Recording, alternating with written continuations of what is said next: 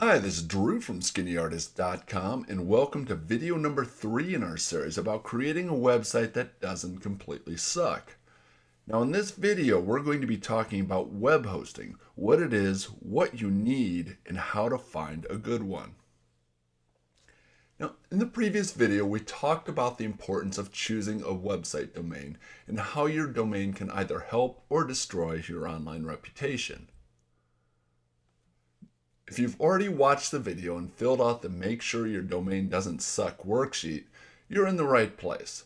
If you haven't, you'll probably want to first go back and watch that video and fill out the PDF checklist before moving on. Okay, so if you have already selected your domain, why should you care about web hosting? Well, if you think of your web domain as your virtual house, then you can kind of think of web hosting as hooking up the utilities to that house. Sure, you can sit in the dark and admire your virtual house, but you have to admit that it's a lot more useful and fun once the electricity is hooked up and the cable television is turned on.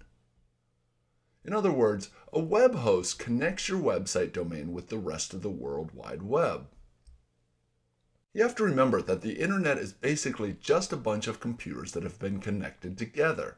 So in order for people to see your website, you have to connect your new domain to this giant online network. So how exactly do we do this?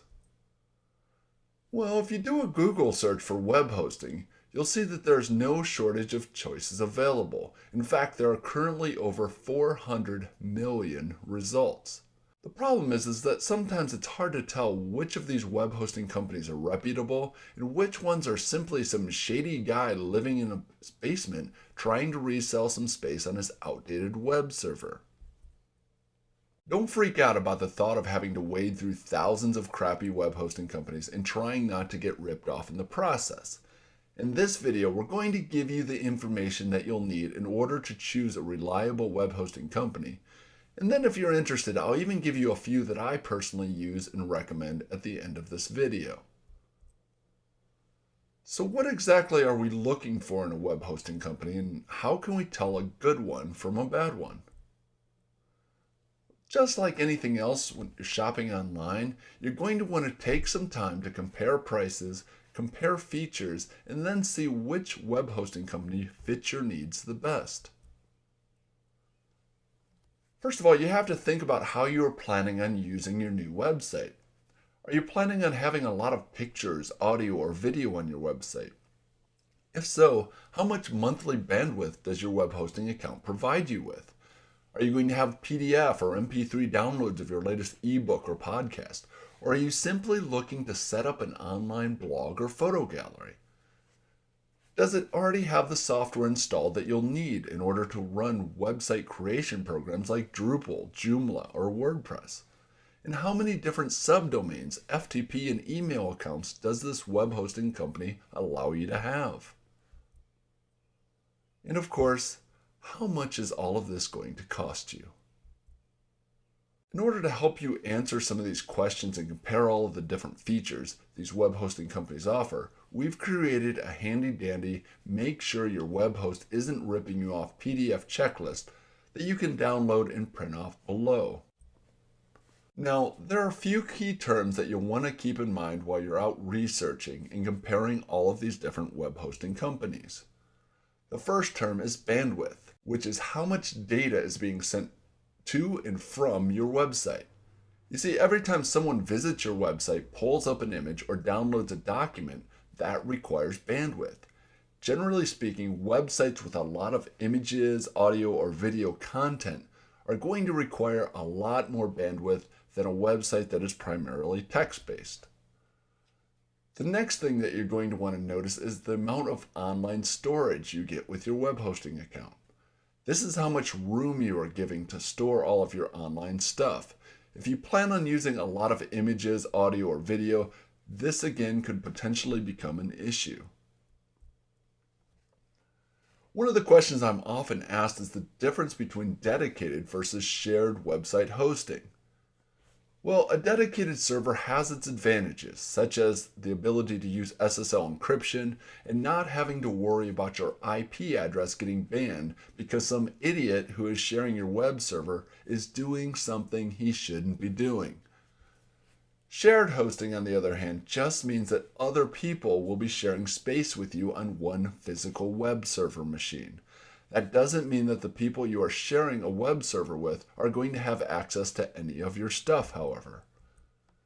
It's kind of like living in an apartment building where you are given a certain amount of space to do your thing, but in return you have to follow a few rules so things don't get out of hand.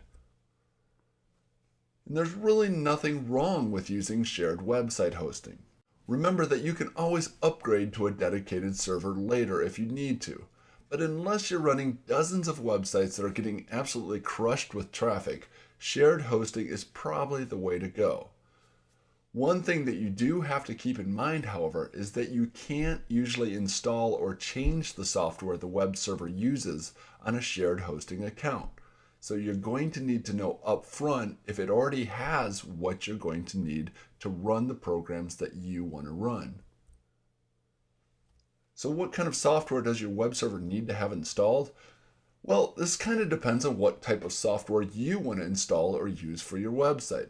For example, if you're planning on running the WordPress software, your web host is going to need to be running PHP version 5.2.4 or greater and MySQL version 5.0 or greater. Now this may or may not mean anything to you, but the point is to figure out what type of software you may want to run on your website and then make sure your potential web hosting company provides it. Again, please don't freak out with all of this technical gibberish. If you end up going with one of our recommended web hosting companies, you're going to have everything you'll need in order to run the most popular website software such as WordPress, Drupal, Zencart, Joomla, and many, many more. While you're out there doing your research, there are a few additional things that you're going to want to look for and compare between the different web hosting companies. Things such as how many domains and subdomains are you allowed to host with your account? Does your web hosting account include a free domain name? How many email addresses are included with your account? Is there a one-click software installer program such as Fantastico or SimpleScripts included with your web hosting account? How many databases and FTP accounts are you allowed to have? Again, don't worry, all of these questions are on the PDF checklist that you will be able to download and print out below. The last thing I'd suggest doing while you're out there visiting all of these different web hosting companies is to kind of get a feel for the site itself. For example, does this company seem geared toward individuals, or does it seem to be a more business-oriented company? Are the phone numbers and contact information for customer service and technical support easy to find? You may even want to give them a call and see how long it takes them to pick up the phone. Okay, so how much is all of this going to cost? Well, the bad news is that it's not going to be free. The good news is that it's probably not going to be as expensive as you think it might be either. If you decide to go with our recommendations here and use a shared web hosting account with all of the features we talked about from a quality web hosting company, you're probably going to be looking at about $7 to $12 a month. Now, I realize that's not exactly free, but if you're really serious about building up your online reputation, I still think it's a pretty good deal when you can completely own and control your own website for about $100 a year. Not to mention the fact that all of the web hosting companies that we recommend include a free domain registration with your web hosting account. This is one of the reasons we suggested that you wait to purchase your domain in the previous video. So if you followed our advice, you just saved yourself $15 to $30 a year. And I hate to say this, but unfortunately there are a few shady web hosting companies out there who will actually offer you a quote free website domain only to find out later that they are the ones who really own the domain and not you, which means that you won't be able to ever leave them for another company. So if you're not using one of the web hosting companies we recommend, just be careful and always be sure to read the fine print. We'll be talking more about some of the different ways to get your website up and running in the next video, but right now it's time for you to download and print out a copy of the Make Sure Your Web Hosting Company Doesn't Rip You Off PDF checklist and get to work finding out which web hosting service is right for you.